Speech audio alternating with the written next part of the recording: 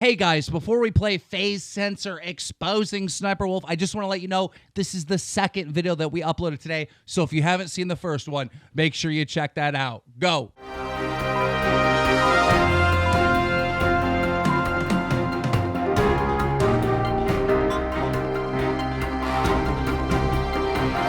What is up, DramaAlert Nation? I'm your host, Killer Keemstar. Let's get right into the news.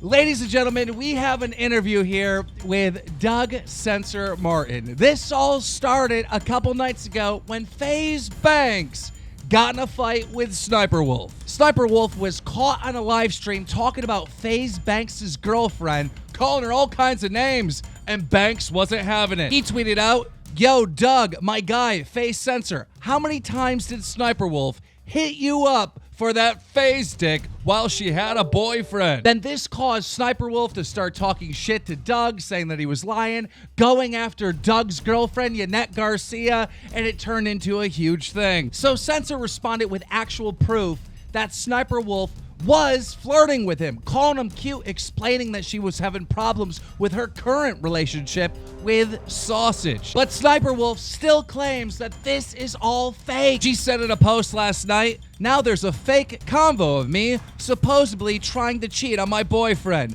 What happens when the phone companies get subpoenaed and the supposed texts aren't there? How could people lie like this?" Now here's the thing, the person that she's calling a liar is FaZe Censor. I mean, this guy is one of the most trusted people in the community.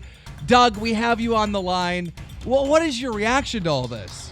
Yeah, first of all, thanks for having me on, Keemstar. And second, I can't believe it. You know, I made this video about her yesterday. I spent so much time on yesterday's video. I spent all day on it. I spent 3 hours in Verizon to get this text message. And I knew if I didn't have the text message, I wouldn't be able to make a video, and I wouldn't have said anything about the situation. You wouldn't be able to prove her wrong. Explain to our audience how you originally got the text message.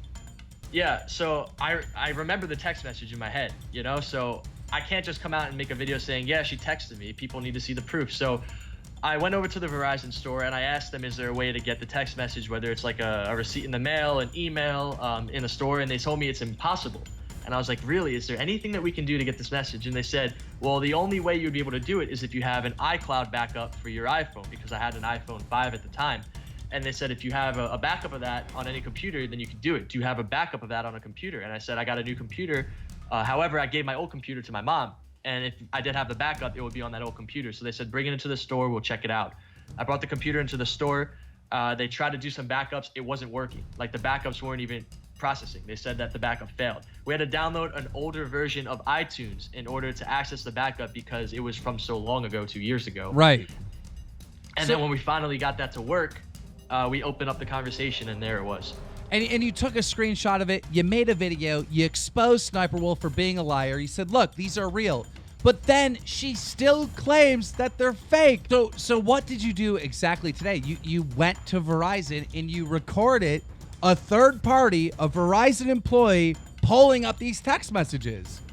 Well, what else am I supposed to do? Put yourself in my shoes. Right. I'm being called a liar. I'm being called a fake. I made this whole video spending so much time on it, knowing that it's the truth and people are receiving it as the truth, and all I needed was an apology and it would have been over.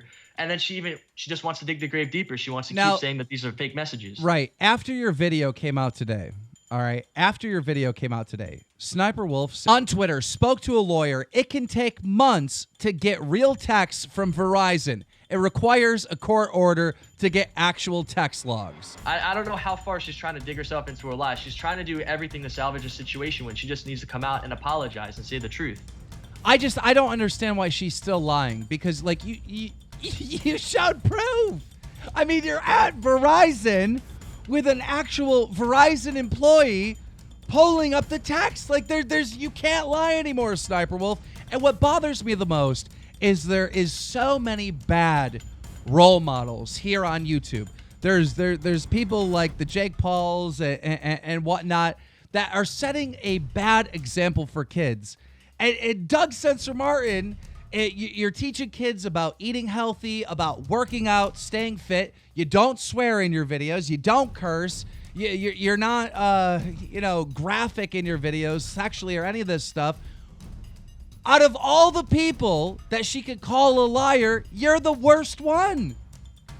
You know, the only defense she has is that I'm milking a situation for views and that the texts are a lie. The texts are not a lie. I've proven that. I don't know how else I could explain it. And I think we need to start a hashtag. I mean, she's been proven to be a liar. The only thing I think we could do is just make this as big as possible. And I say, let's start a hashtag, hashtag SSSniperWolf is over party. I mean, if that trends on Twitter, bitch, you got to apologize.